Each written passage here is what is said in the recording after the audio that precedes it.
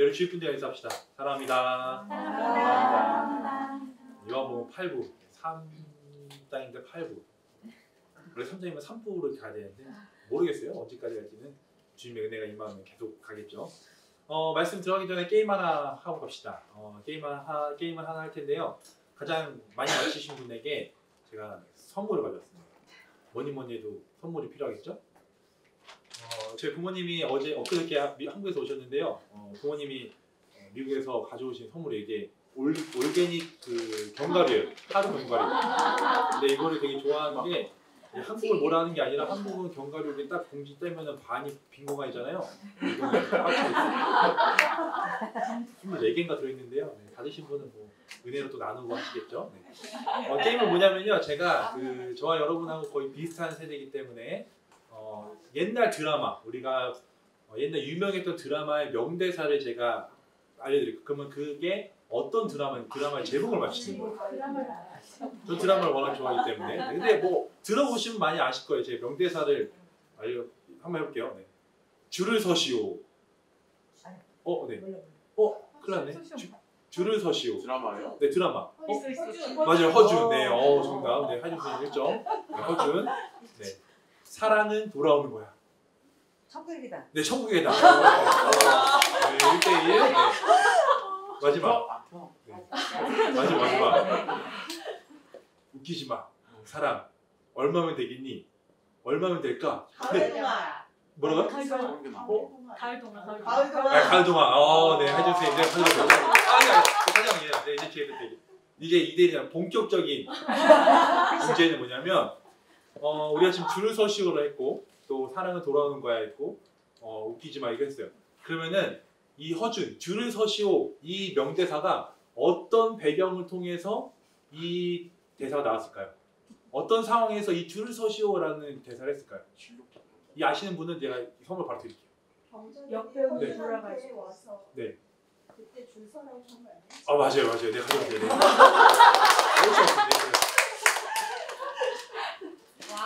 네.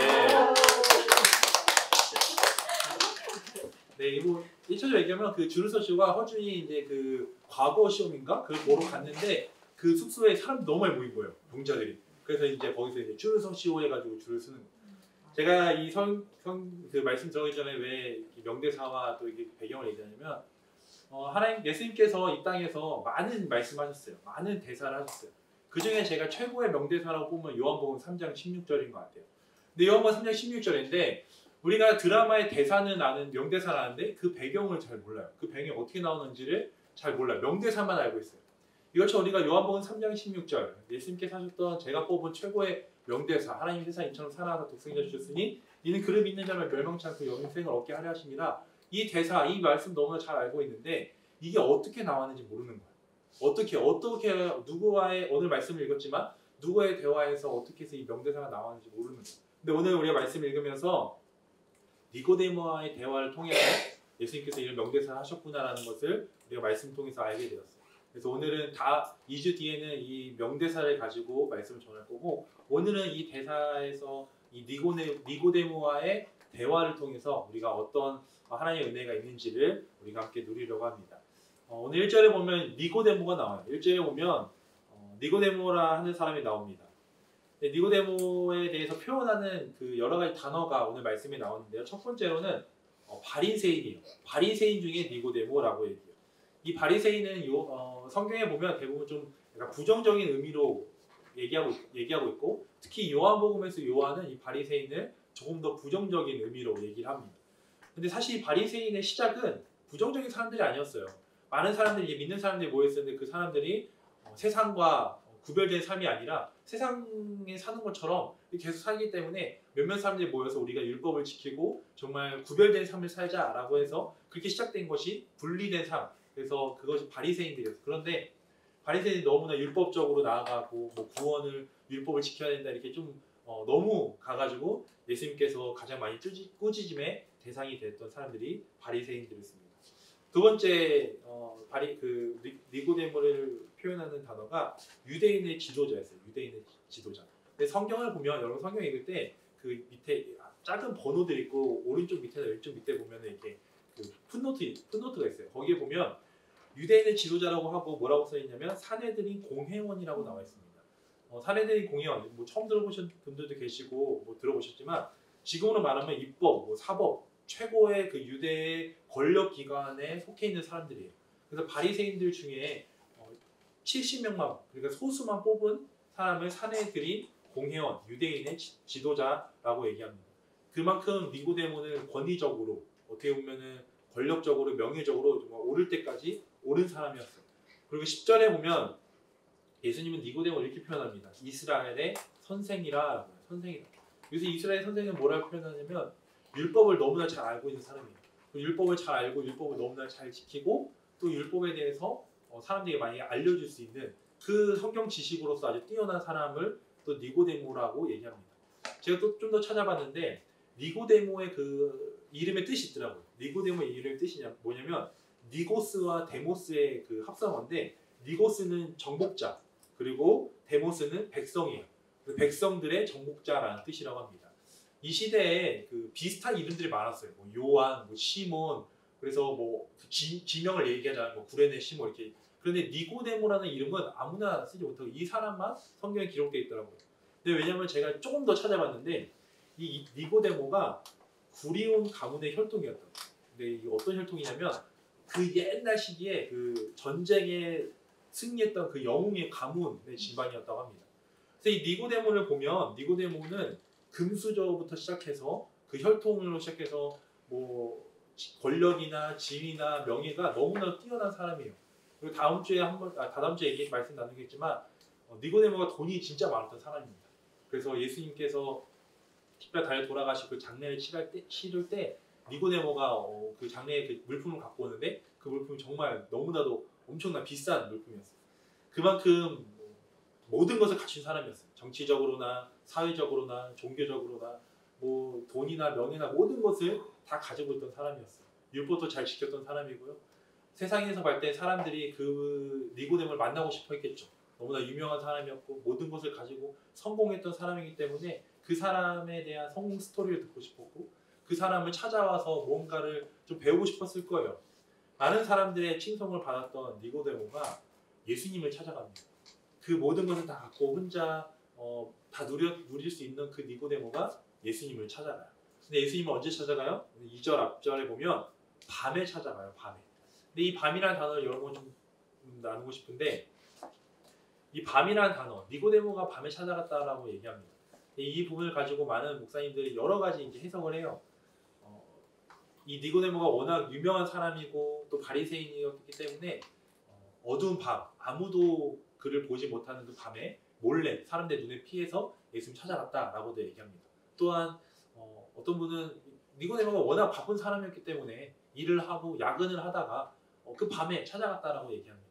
뭐 이 해석은 뭐 틀리다라고 얘기할 수 없어요. 그러나 제가 오늘 여러분과 이 밤에 대한 이 문자적 의미, 또 사전적 의미, 또 상징적 의미를 나누고 싶은 건 요한복음의 저자 요한의 그 관점에서 이 밤이라는 의미를 좀 보려고 해요. 요한복음을 보면 요한이 요한을 무시하는 것이 아니라 요한이 굳이 기록하지 않아도 되는 그 기록하는 것도 있어요. 예를 들면은 시간적 개념이요. 그래서 성경에 보면 요한복음 보면 뭐 이튿날, 또한 뭐 사흘째, 뭐 유월절 그리고 뭐 시간들을 기록합니다.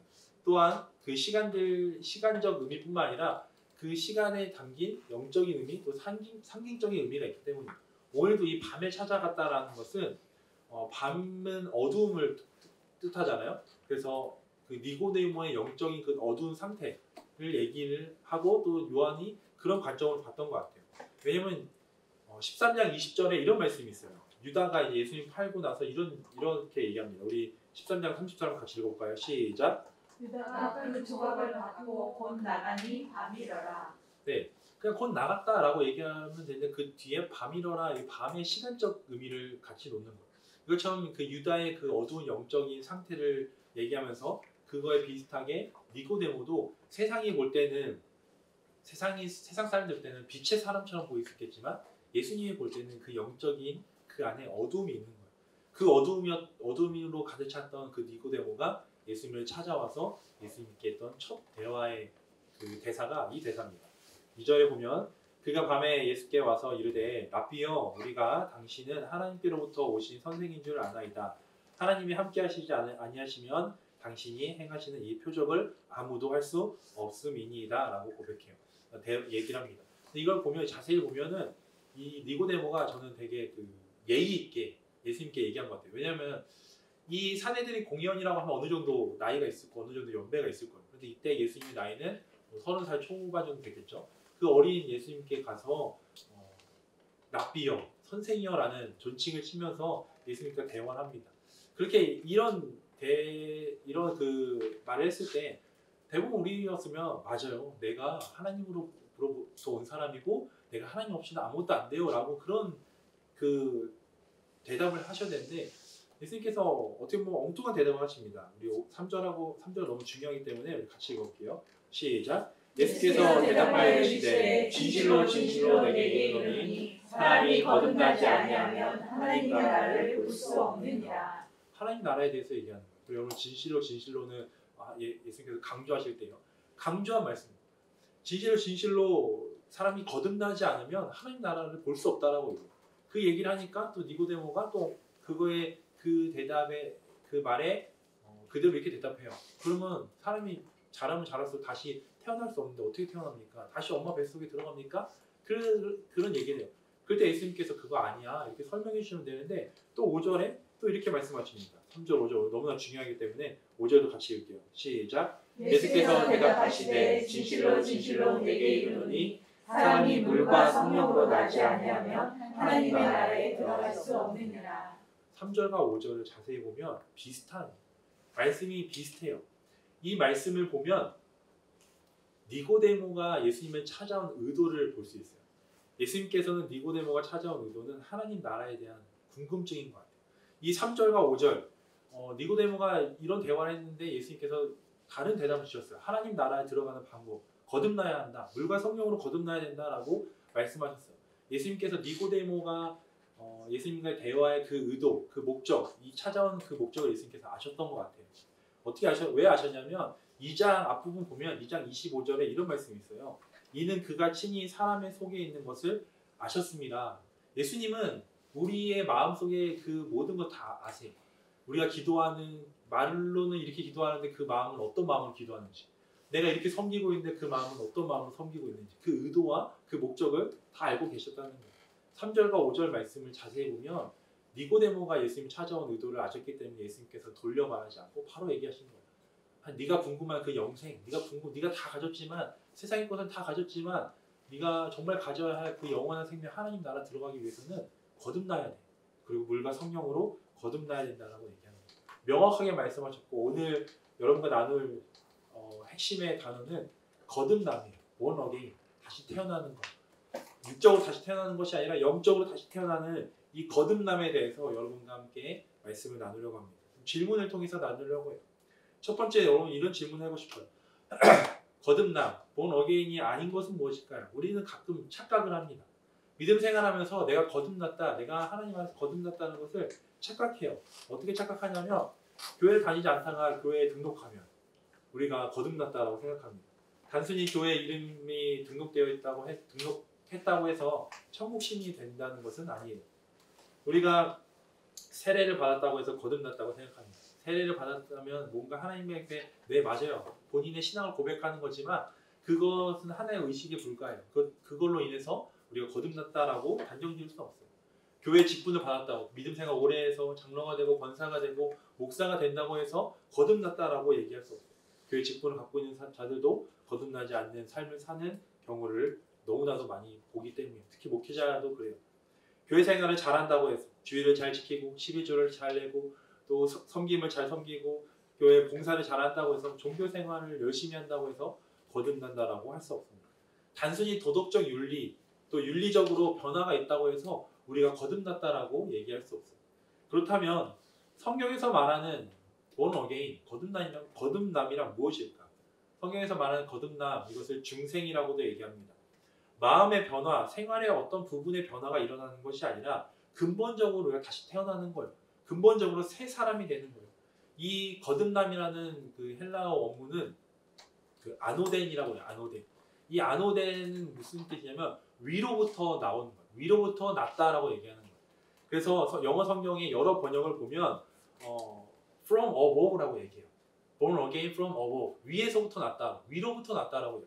이 땅에 우리 육체적으로 태어나는 것은 이 땅으로부터 태어난 거지만 거듭남, 우리가 이 세상에서 다시 태어나고 거듭나는 것은 위로부터 내려온 거예요. 하나님으로부터 주어진 거예요. 육체로 태어날 때 제가 저희가 3명의 아이가 태어났는데 저희 아이들을 무시하는 것도 여러분 무시하는 게 아니라 신생아를 무시하는 게 아니에요. 오해하지 않고 들으세요. 출산하고 임신하고 출산할 때 아이들이 할 수 있는 건 없어요. 오해하지 않는 분위기가 이상하지만 오해하지 않았으면 좋겠어요. 부모님이 서로 이렇게 사랑을 해서 특히 어머니의 뱃속을 10달 동안 이렇게 같이 품고 있다가 출산의 고통을 통해서 그 힘듦을 통해서 아이가 태어나는 거예요. 이 땅에 태어나는 것도 자녀인 아이가 할 수 있는 거는 아무도 없고 부모의 노력과 부모의 희생이에요. 이것이 우리가 영적으로 거듭나는 것도 나의 노력이 아닌 나의 의가 아닌 내가 어떻게 열심히 해서 이루어지는 것이 아니라 우리 영적인 아버지께서 아버지를 통해서 아버지의 은혜로 우리가 거듭난다라고 얘기할 수 있는 거예요. 나의 의가 아니라 나의 노력이 아니라는 거예요. 5절에 보면 물과 성령으로 난다라고 해요. 물과 성령으로. 그 물과 성령으로 난다는 것이 무엇일까? 많은 목사님들이 물에 대해서 성령에 대해서 무엇이라고 많이 얘기를 하는데 이 예수님께서 이 5절 물과 성령이라는 그 단어를 쓰시면서 구약의 에스겔서 36장 25절 26절을 인용하셨어요. 제가 한번 읽어볼게요. 맑은 물은 너희에게 뿌려서 너희로 정결하게 하되 곧 너희 모든 더러운 것에서와 모든 우상 숭배에서 너희를 정결하게 할 것이며 26절은 또 새 영을 너희 속에 두고 새 마음을 너희에게 주되 너희 육신에서 굳은 마음을 제거하고 부드러운 마음을 줄 것이며 라고 얘기하고 있어요. 예수 그리스도를 통하여서 죄의 씻음을 받고 그 성령의 역사로 새롭게 되는 그것이 거듭남이에요. 이것을 신약에서 조금 더 구체적으로 잘 표현한 구절이 있더라고요. 디도서 3장 5절 이것을 우리 같이 읽어볼게요. 시작. 우리를 구원하시되 우리가 행한 바 의로운 행위로 말미암지 아니하고 오직 그의 긍휼하심을 따라 중생의 씻음과 성령의 새롭게 하심으로 하셨나니. 우리가 구원받는 건 우리의 행함으로 되는 것이 아니라 하나님의 긍휼하심 따라 중생의 거듭남 그리고 성령의 새롭게 하심으로 우리가 새롭게 된다는 거예요. 물과 성령을 원문으로 보면 관사가 붙어 있잖아요. 이것을 좀 풀어보면 물과 성령을 하나의 개념으로 본다는 거예요. 그 하나의 개념이 결국 예수 그리스도라는 거예요. 예수님께서 그 니고데모에게 얘기하는 게 뭐냐면 거듭남, 우리 하나님 나라 영생을 얻기 위해서는 다른 것이 아니라 예수 그리스도 나를 통해서 믿음으로 나를 통해서 하나님께서 보내주신 그 예수 그리스도를 통해서 우리가 영원한 생명을 얻을 수 있다라고 니고데모에게 얘기해 주는 거예요. 거듭남의 정의, 이 거듭남의 정의를 제가 한번 해봤어요. 거듭남은 예수님의 피로 죄 씻음을 받고 성령의 역사로 다시 태어나는 것입니다.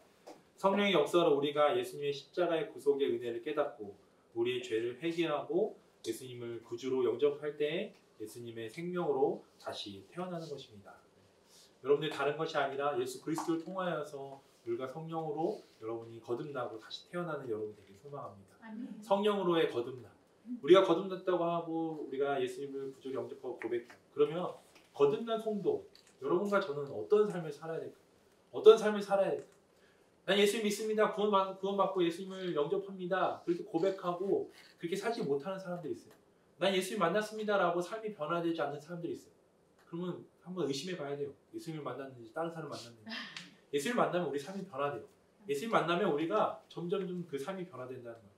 거듭난 사람을 보면 그 사람을 자기가 거듭났다라고 생각하고 느낄 수 있는 것 중에 하나가 어떤 거냐면 예전에 당연하게 생각했던 그 죄악된 행동들 그것들이 나에게 너무 불편하고 이제 거북스럽게 느껴지는 거예요. 그래서 하나님 말씀으로 우리가 다시 그 죄악을 다시 짓지 않도록 노력하는 삶, 그것이 우리가 거듭난 성도의 삶이라는 거예요. 예수 그리스도 안에서 사는 거예요. 너무나도 유명한 말씀 있죠. 갈라디아서 2장 20절 내가 그리스도와 함께 십자가에 못 박혔나니 그런즉 이제는 내가 사는 것이 아니요 오직 내 안에 그리스도께서 사시는 것이라. 이제 내가 육체 가운데 사는 것은 나를 사랑하사 나를 위하여 자기 자신을 버리신 하나님의 아들을 믿는 믿음 안에서 사는 것이라 라고 얘기합니다. 주님 안에 사는 거예요. 이제 나는 십자가에 못 박혀 우리는 십자가에 예수님과 함께 못 박혔고 예수님과 함께 사는 이 땅에서 세상의 가치, 세상의 가치관이 아니라 세상의 기준이 아니라 하나님 나라의 가치, 하나님 나라의 기준, 말씀을 기준으로 놓고 이 땅에서 사는 거예요. 그래서 우리가 하는 것이 나를 위함이 되는 것이 아니라 주를 위함이 되는 것 되어야 되고 나 자신을 위하여 하는 것이 아니라 주님을 위하여 하는 거예요. 고린도서 10장 31절 그런즉 너희가 먹든지 마시든지 무엇을 하든지 다 하나님의 영광을 위하여 하라. 우리가 하는 모든 것들 이것이 다 하나님의 영광을 위해서 하는 거예요. 청소년부 사역을 하면서 청소년부 친구들 정말 대학의 문을 위해서 열심히 달려가는 친구, 열심히 공부하는 친구들에게 제가 귀에 딱지가 들어가도록 얘기를 하는 게 있어요. 여러분 너희들 공부하는 이유 누군가 너희들에게 공부를 왜 해? 라고 물어봤을 때 좋은 대학에 가기 위해서요. 좋은 대학에 가서 좋은 직장을 얻고 돈 많이 벌어서 결혼 잘해서 그 돈 가지고 하나님 나라에 쓰임받게 하는 이것이 아니라 예수님 공부하는 이유가 예수님 때문에 하는 거예요. 우리가 일하는 이유가 예수님 때문에 하는 거예요. 여러분이 하는 직장 생활하고 모든 하는 것들 먹고 마시는 모든 것들이 예수님 때문에 하는 여러분들에게 소망합니다. 우리의 삶의 주인이 예수님이 되는 거예요. 여러분이 한 해 가정해 봅시다. 우리가 믿음의 삶의 길을 가는데 운전하면서 가요. 여러분이 이제 운전하면서 여러분의 삶을 갑니다. 그 운전하는 도중에 갑자기 예수님께서 여러분 앞에 나타나는 거예요. 운전하는데 갑자기 예수님께서 갑자기 여러분 삶에 끼어든 거예요. 그럼 여러분 어떻게 하시면 좋겠습니까? 제가 어떤 친구에게 물어봤더니 그 친구가 이렇게 얘기하더라고요. 경적을 울려야 하지 않습니까? 빵 눌러야 돼. 예수님 갑자기 자기 삶에 운전하다 나타나면 경적을 울려야 된다는 거예요. 그러면서 예수님 피해서 어디 가야 된다고 하는 거예요. 이게 아니라 우리 삶 속에 우리가 운전대를 가다가 예수님 만나면 예수님을 우리의 그 차에 태워야죠. 근데 여러분 질문 하나 해볼게요. 차가 이렇게 있어요. 차가 있으면 여러분은 어느 자리에 예수님을 태우시겠습니까? 답은 당연히 알겠지만 그럼 첫 번째 혹시 조수석에 예수님을 태우시는 분 계십니까? 조수석에 예수님을 태운다는 의미는 뭐냐면 예수님을 내 시중으로 생각하겠다는 거예요. 여러분 다들 운전해 보셨죠? 조수석에 타면 뭐예요? 피곤하면 껌 까줘요, 뭐 음료수 줘요. 옆에서 피곤해도 어떻게든 안 졸라고 막 해요. 자면 깨워요. 그러니까 옆에서 도와주는 거예요. 조수석. 이렇게 예수님을 조수석에 태운다는 것은 내 삶에 필요할 때마다 이렇게 도와달라고 그런 의미가 있어요. 혹시 조수석 뒷자리, 이것은 사장님들 자리라고 하죠. 예수님을 사장님처럼 보스처럼 생각하는 경우가 있어요. 그래서 혹여나 마음에 안 들면 때려치우는 거죠. 사장님 마음에 안 들면 직원이 떠나는 것처럼 언제든지 예수님이 내 삶 속에 방해가 되거나 마음에 안 들면 언제든지 떠나겠다는 그런 의미가 또 있다고 합니다. 운전석 뒷자리는 뭘까요? 이건 뭐예요? 제가 고민했어요. 이 두 개까지는 잘 갔는데 이 뒷자리를 고민하게 됐어요. 이건 뭘 의미할까요? 제가 이게 또 운전하다 깨달았죠. 뭐냐면 제가 운전하다가 룸미러를 봤는데 제 뒤에 다운이가 타거든요. 다운이가 안 보여요. 잘 안 보이더라고요. 이건 뭐예요? 예수님 내 뒷자리에 태운다는 것은 예수님을 같이 타고 가는데 없는 사람 취급하는 거예요. 없는 사람 취급. 안 보이는 거. 그냥 여기 뒤에 안 보여 같이 타는데 없는 사람 취급한다는 거죠. 우리가 예수님을 정말 태워야 하는 것. 예수님 모셔야 하는 것이 어디예요? 운전대예요. 우리의 운전대를 내려놓고 우리가 조수석에 타든 사정자에 타든 뒤에 타든 우리가 그 운전대를 하나님께 내어드리는 거예요. 우리의 삶을 거듭났다는 것은 우리의 삶을 내가 주인이 아닌 내가가 아닌 예수 그리스도가 내 삶의 주인이 된다는 것을 고백만 하는 것이 아니라 인정하고 그 예수님을 따라가는 거예요. 예수님의 풀네임이 있습니다.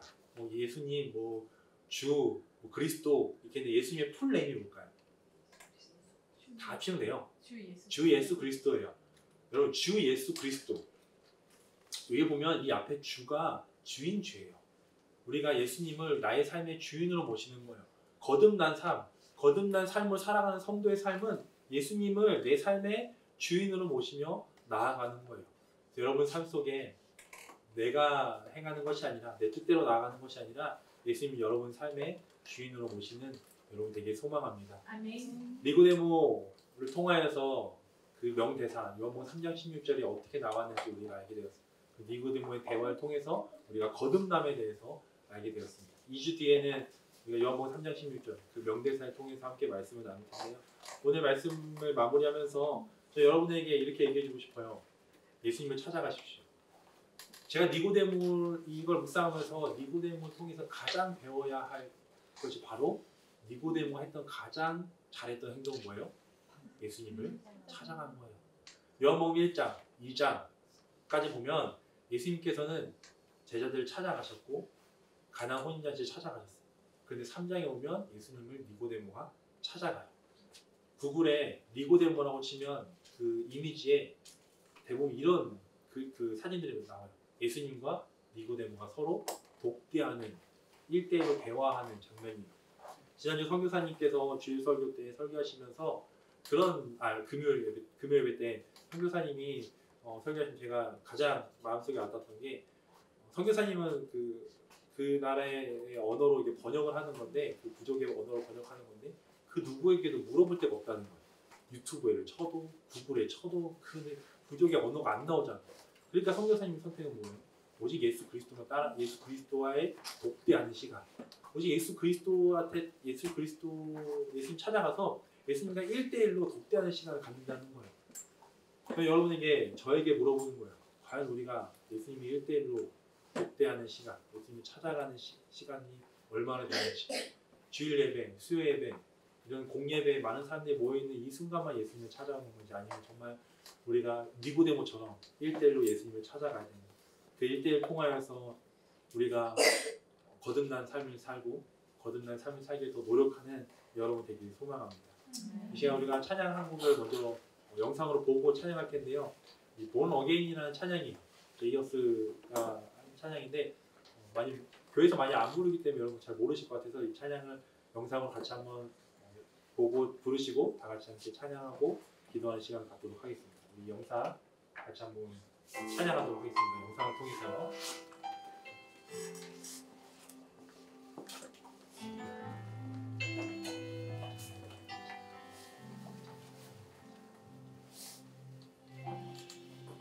가사를 잘 보세요.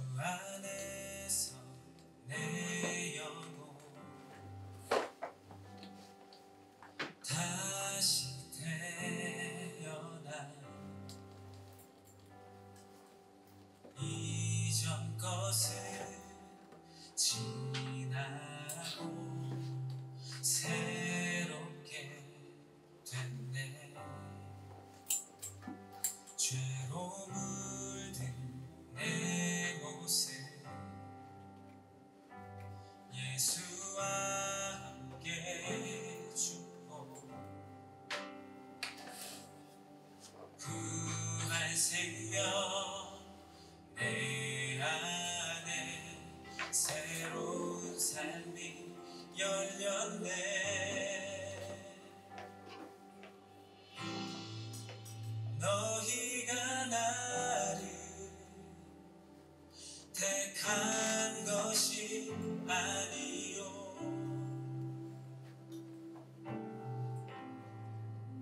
내가 너희를 택하여 세웠나니 오직 내 안에 오직 내 속에 그리스도가 사네 오직 내 삶에 오직 내 맘에 그가 주인 되셨네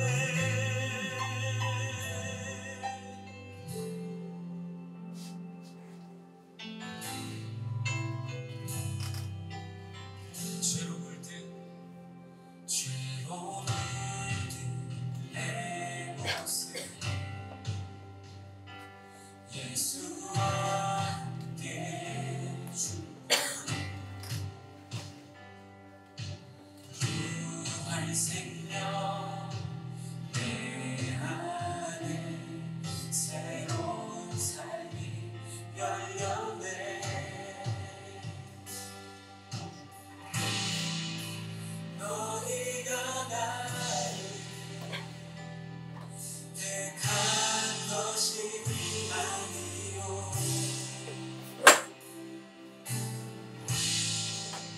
내가 너희를